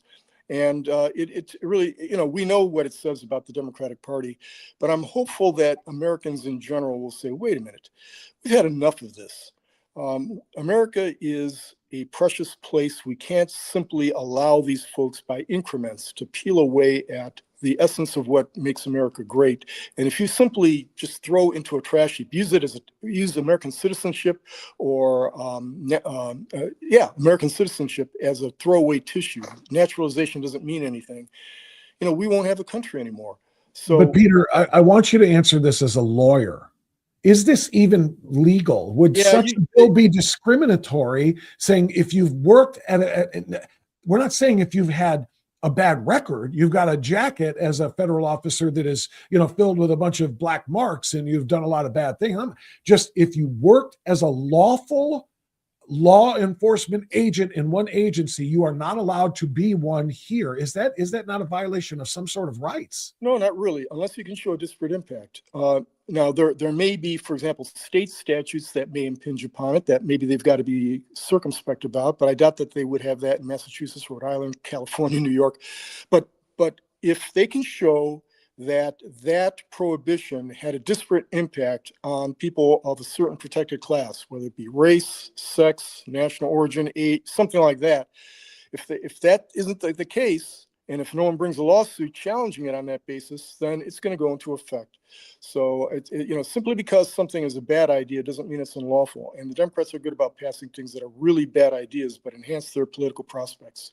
I just feel like, it shouldn't boil down to race or some sort of protected class. It should just be, the class is federal law enforcement officer. If I work for ICE, because a lot of these guys have always wanted to be cops. Okay. And they first, before going into the application process to be a local cop, they see ICE is hiring immediately and they go and take a job with ICE and they're working and they're protecting and serving. And now they want to continue after their 2 or 3 years or whatever it is in ICE. They want to continue to work and protect their own home communities. And you're not allowed to because you went and served honorably in a law enforcement capacity. The disparate impact is federal agents, federal officers, I guess. Does it have to be a protected class like, a race or a sex or something? Yeah, right. And simply, as I said before, simply because something is a bad idea doesn't mean that it's not lawful, that you can't do it. So, and there may be particular state statutes, for example, that prohibit this if it affects. I can come up with theories. If I went through this, if I thought about the effect on the Commerce Clause, for example, or other things like that, maybe I could pose challenges. But unfortunately, I think at the end of the day, unless you can show the disparate impact effect, it's probably going to be held lawful. Yeah, well, that's a pathetic thing because what it's doing, Peter, and I think the long-term effect of this would be to discourage people from applying for jobs with federal law enforcement. Yeah. Whether it be ICE or Border Patrol or anything else, which of course we need, and thankfully there were, I think, what did Tricia McLaughlin say? 220 some thousand applications for 10,000 new ICE jobs that they were filling. But if so many of these law enforcement driven people, mostly men, decide they want to jumpstart their law enforcement career that they ultimately want to retire from as a police officer, they want to jumpstart it with a job in a federal agency, they're not going to apply. They're not going to if they know that states are saying, yeah, well, if you take that job, you'll never be able to take this job. And that just seems like fundamentally wrong. Yeah, and it's part of their strategy. They know what they're doing. It's not a mistake, and they want the outcome that you've just articulated. Yeah, there's no doubt about it. And what I want to do is remind everybody to show the exact opposite. Show your support for ICE. There's the shirt once again. Order them up at bobfrance.com. 1 for $25, 2 for $40. Put in your address. We'll send one right out to you. Or 2, show your support for ICE because nobody else is doing that. They're counting on us cowering. They're counting on us being silent. They're counting on us being, subservient to their radical their radical nature. And that's really what this is all about. Peter, last thing, do you think that DHS will continue to go unfunded for much longer, given the fact that we have now seen at least 4, maybe as many as 7 different Muslim terrorist acts or terrorist lookalike acts being carried out just in the last 2 weeks? Shootings and bombings, and of course, the intelligence is that Iranian sleeper cells have been activated. So this is kind of when we need to be at full strength when it comes to our homeland security. Democrats are letting that lapse, or not lapse. They're basically defunding it until they get their way on ICE. Yeah, unfortunately, I think they're going to continue to do this. Unless some nuclear bomb goes off somewhere. I don't think I think that political Democrats, the Schumers, and those folks, not your everyday rank and file, but political Democrats do not care. They want to advance their political prospects, which they see as, being resistant to ICE or anything related to immigration enforcement. They will advance that to the detriment of the country, and they'll jeopardize the health and welfare of American citizens as a result of that. I think ordinary Democrats understand what's at stake here. Just you mentioned a few of the examples of individuals out there. What's an ordinary Democrat? What's an ordinary Democrat? A guy who's probably not, or mainly a woman, who's not really thinking a whole lot about day-to-day politics, but feels it just, has watched television, is not thinking critically in terms of whether or not this is a good idea or a bad idea. She's simply part of the team. A lot of folks vote, as you know, because they're part of a particular team. And the Democratic team has been painted by the media as being the acceptable team to be on. It's not misogynistic. It's not racist the way the Republicans are. Okay, so I'm going to join this particular team, and they vote accordingly. All right, there's a significant subset or cohort of the electorate who frankly operates on that basis. So, that's what an ordinary Democrat is, somebody who's not necessarily hyper political, but this is what's going to be happening. And I think that they get the fact that they're going to be able to capture a certain percentage of voters necessary to prevail by simply calling ICE the Nazis, by not enforcing immigration law, because their overarching agenda is what they want to implement. They'll take the short-term hit. What they better hope is that there's not some type of catastrophic development, some terrorist act or something that could be linked to their failure or their policies with respect to immigration or the resistance to immigration. New York City and some of these other blue areas are really we saw what happened in New York City just a little over a week ago. These are things that they're jeopardizing the American people in service of their political agenda, and their political agenda is nuts. Let's face it. It is one that opens up our country to the possibility of terrorism. We've seen how many instances so far in the last, say, 2 weeks? 4, maybe 5 instances. We had the guy screaming Allahu Akbar down in Texas. You had Michigan, the school. You had New York. I mean, there's so many, and some that probably bombs outside the bombs in New York City, throwing at the anti-Mamdani and anti-Sharia protesters. Right. So this is, they're playing with fire, both in terms of the threat to the American public, but also their political prospects. If something like this, if there is some type of major calamity, the media can only shield them so much before the American people say, this is crazy. They prioritize terrorists over the American people. So I'm hopeful that it's hopeful. I'm too old to be hopeful about these things. I've seen too many of these things to be hopeful. But at some point, for the benefit of the United States of America, you would think that more Democrats would become like John Fetterman, who I don't agree with on everything, but at least he's of all the people who's thoughtful. It tells you something about the Democratic Party. Yeah. Whenever I listen to John Fetterman, I'm going like, okay, I may disagree with him on certain aspects of this, but at least he's got a reasoned opinion about it. The other Democrats are nuts, frankly, just what they articulate. Donald Trump told them at the State of the Union. He looked at them and said, these people are crazy. Yeah, exactly. He's right. Exactly. And the media enables them. So if we say they're crazy, we are a very small segment of the media. 90% of the media is in the pocket of the Democrats. They either don't report about their craziness or they distort the fact that it's crazy and say, well, this is actually not crazy. It's like Obi-Wan Kenobi, these are not the droids you're looking for. These are not the crazies that you're looking for. The Democratic Party is not crazy, according to the media, but they are. Their agenda, if fully implemented, would mean, I don't want to be hyperbolic about it. I was about to say the end of the United States of America, but would severely diminish the prospects of the American people. Yeah. And, Pete, you said the media can only provide them so much cover. I might disagree with you on that. I think the media can provide them with full cover, and they are.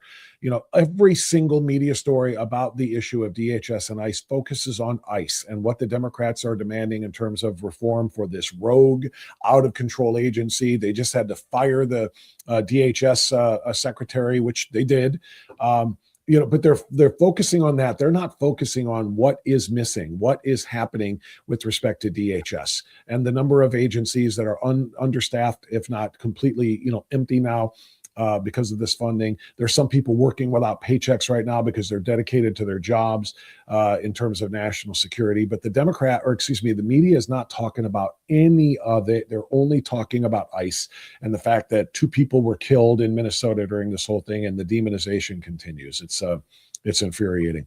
All right, Pete, just a quickie from the comments from the chatters. Here's a phone number. Please call Thune's office today. Every call they receive is considered 1,000 constituents who feel the same way, and I do know that that's true. Yeah. I've talked to elected officials who have said this is kind of how they, put their finger in the wind and see which way it's blowing here. Each call is representative of 999 other people who don't have the number or don't have the time to call, but they feel this way.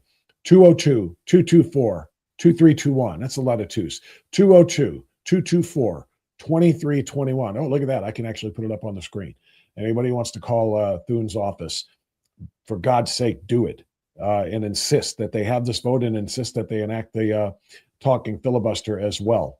And not just Thune's office. Even though Thune has got his hands on the control on the lever, call your elected representatives, because that is a force multiplier. If they're getting pressure, they're going to go to Thune and say, hey, wait a minute, we need to have a vote on this, or they're going to go to somebody else. Just be profligate in your calling. Call, email, write letters to everybody in the world that you can think of who's in federal government, and make sure this thing gets done. This is, I don't want to be hyperbolic about it, but this is something that's extraordinarily important. There's going to come a point where if we don't take certain action related to these types of matters, that, sometime in the future, we will not have the ability to effectuate change in policy prerogatives, because the left will have boxed us in, so that there's no way we can achieve our objectives. And that's part of their strategy. This is not conspiratorial or anything like that. They're very overt about this. They are. No, you're right. And this is what we have to do. We have to contact as many of these senators as well. Again, that's how I wrote it in the newsletter. Contact your senator and everybody else's too. The SAVE Act is the hill to die on, says Charlie Ginta. If we can't do it federally, then at least do it state by state. I do not disagree with that. And again, President Trump made this as abundantly clear as one can. The president said, I will not take another bill until this one passes. This has to be the number one priority. The minority should not be able to dictate to the majority, said Trump ×3. Victor says, we don't hate the media enough. Victor is correct. We do not. Let's see. Maybe just one or two more here. Quick comments if you had something. It's a bit more complicated with which session the Senate is in, legislative or executive, plus the Senate. And I think some typos there, some my style typos. Can't really make all of that out. I thought we had a 53-seat majority. We only need 50 votes plus the VP to force a minority filibuster. Yeah, but not all 53 of them are in lockstep with this, in agreement with this. In fact, according to what Senator Moreno said, there are a lot more that don't want the talking filibuster and the zombie filibuster to end and don't want to pass the Trump agenda. See, here's the thing, Peter, and we'll close with this. We think it's 53-47. It's not. At best, it's 50-50. In more reality, it may be 48-52, with us being on the 48 side, because there are a number of these Republican senators that are not MAGA, meaning they are just as anti-Trump agenda as the Democrats are.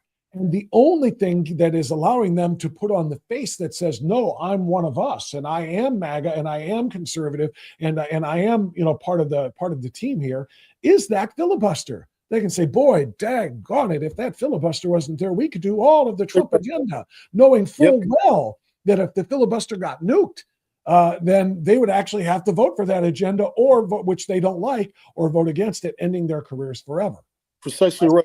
I think that last 30 seconds, Bob, you nailed it. It's one of the most insightful comments any media person has ever mentioned, and that is that, as many of us understand or have come to understand, there are about, at bare minimum, a half dozen Senate Republicans, at minimum, half dozen Republicans who cannot stand Donald Trump and or the MAGA agenda. They really can't. But they understand for the political prospects, for the political viability, they have got to at least pantomime that they are in favor of these things. And you and I, Bob, and a few others who watch this closely can identify those Republicans who are sincere and those Republicans who are just going through the motions. We've seen them over a period of time, and we know the ones that, the Murkowskis of the, I mean, there's so many. I'm not going to go down the list, but we know who they are. So understand that we don't have a majority right now, that if there is any means by which certain Republicans can find cover against voting for a conservative and or Trump agenda, they will do it, and they come up with excuses for why it is that they can't follow the conservative agenda. So beat the crap out of excuse my language, beat the heck out of these folks metaphorically. Again, contact them until they just throw up from being suffused with all of the contacts they have to say, vote for the SAVE Act, do the conservative things, support the Trump agenda, where it makes sense. And in this case, it makes sense. I happen to be almost full-throated in support of almost everything Donald Trump does. But, not enough Democrats. And I understand that certain Democrats need to make sure that, they may be in states that are purple. And so for them to be viable, they can't necessarily sign on to all aspects of the Trump agenda. I get that in certain cases, you've got to be circumspect about how you approach things. But on things that are clear cut, do your job for the American people and for the prospects of the United States generally in the future. Amen to that, Peter. Spot on. Could not say it any better. That's why we have you on. That's why we love you, because nobody can say it better than you. That's Peter Kirsanow, Civil Rights Commissioner extraordinaire, and just all around brilliant man and analyst. Peter, thank you as always. Be good. We'll talk to you again next week, my friend. Bye, Bob. Thank you, sir. All right, that's Kirsanow, and that is going to do it. I was looking to see if there were any other questions for Pete up on the chat right now, and don't really see any others there. Bob, they have only called out 3 senators for their opposition. We need every senator to be on the record and name for their well, that's the reason they have to have a vote. That's the reason they have to have a vote. No question about it. And it's supposed to happen today. We'll see. But in terms of the ones that are the cowards, I'm told that there are more than just 3. There are more than probably just 6.